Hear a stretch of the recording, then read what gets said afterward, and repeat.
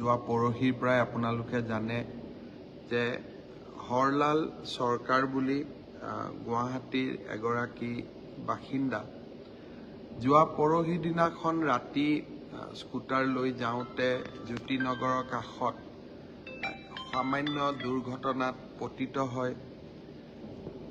তেওঁৰ সন্তান অবিনাশ এটা উন্মুক্ত নলাত পৰি যায় আৰু যোৱা কালিৰ পৰা দেউতাক মাকে খুব আপোনালোকে টিভিত দেখিছে কিমান মনত বেদনা আৰু কষ্ট লৈ নিজৰ সন্তানটিক বিচাৰি উলিয়াবৰ বাবে চেষ্টা কৰি আছিলে।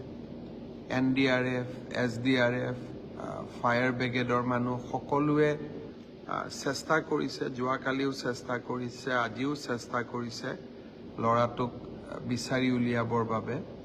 যোৱাকালি ৰাতিও দেউতাকজনে পগলাৰ দৰে ঘূৰি ফুৰিলে, ঘৰতো নগ'ল, ৰাতি খোৱা বোৱাও নকৰিলে।